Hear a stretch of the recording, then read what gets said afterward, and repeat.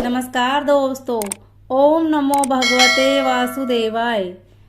आज हम धनतेरस की पावन कथा लेकर आए हैं। कथा सुनने के बाद आप हमारे चैनल को सब्सक्राइब करें, बेल आइकन को प्रेस करें ताकि हमारी वीडियो की नोटिफिकेशन सबसे पहले आप तक पहुंचे। वीडियो को लाइक और शेयर जरूर करें।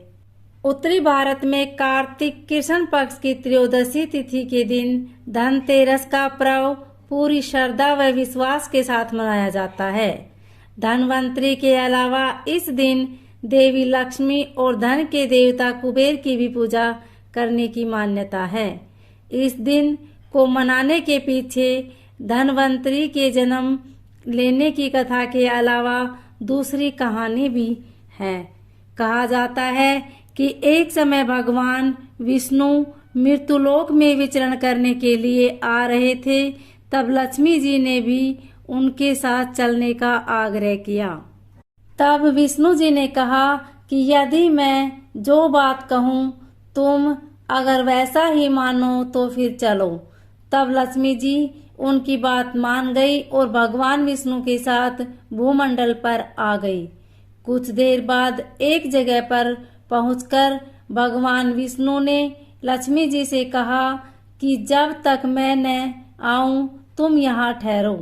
मैं दक्षिण दिशा की ओर जा रहा हूँ, तुम उधर मत आना।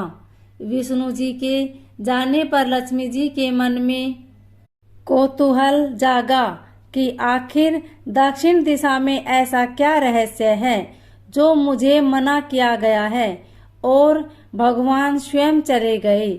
लक्ष्मी जी से रहा न गया और जैसे ही भगवान आगे बढ़े लक्ष्मी भी पीछे पीछे चल पड़ी। कुछ ही आगे जाने पर उन्हें सरसों का एक खेत दिखाई दिया जिसमें खूब फूल लगे थे। सरसों की शोभा देखकर वह मंत्र मुग्ध हो गई और फूल तोड़कर अपना श्रृंगार करने के बाद आगे बढ़ी। आगे जाने पर एक गन्ने के खेत में लक्ष्मी जी ने गन्ना तोड़कर चूसने लगी।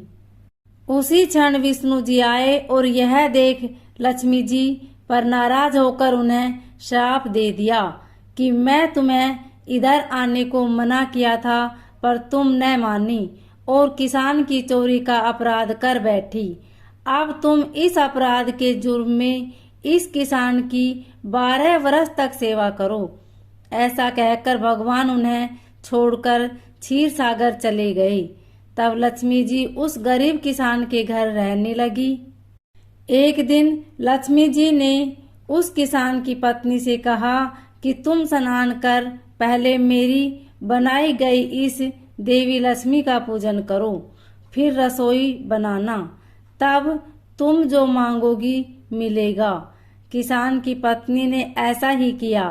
पूजन के प्रभाव और लक्ष्मी की कृपा से किसान का घर दूसरे ही दिन से अन्न धन रतन स्वर्ण आदि से भर गया। लक्ष्मी जी ने किसान को धन धान्य से पूर्ण कर दिया। किसान के 12 वर्ष बड़े आनंद से कट गए। फिर 12 वर्ष के बाद लक्ष्मी जी जाने के लिए तैयार हुई। विष्णु जी लक्ष्मी जी को लेने आए तो किसान ने उन्हें भेजने से इनकार कर दिया। तब भगवान ने किसान से कहा कि इन्हें कौन जाने देता है, यह तो चंचला है, कहीं नहीं ठहरती। इनको बड़े बड़े नहीं रोक सके। इनको मेरा श्राप है, इसलिए 12 वर्ष से तुम्हारी सेवा कर रही थी। तुम्हारी 12 वर्ष सेवा का समय पूरा हो चुका है।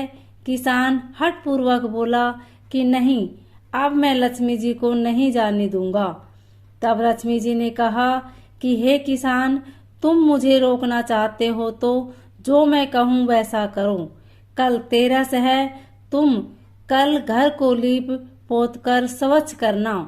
रात्रि में घी का दीपक जलाकर रखना और सायंकाल मेरा पूजन करना, और एक तांबे के कलश में रुपए भरकर मेरे लिए रखना। मैं उस कलश में निवास करूंगी, किंतु पूजा के समय मैं तुम्हें दिखाई नहीं दूंगी।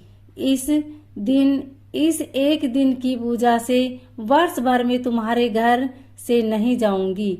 यह कहकर वह दीपकों के प्रकाश के साथ 10 दिशाओं में फैल गई। अगले दिन किसान ने लक्ष्मी जी की कथा अनुसार पूजन किया। उसका घर धन धान्य से पूर्ण हो गया। इसी वजह से हर वर्ष 13 के दिन लक्ष्मी जी का पूजन होने लगा।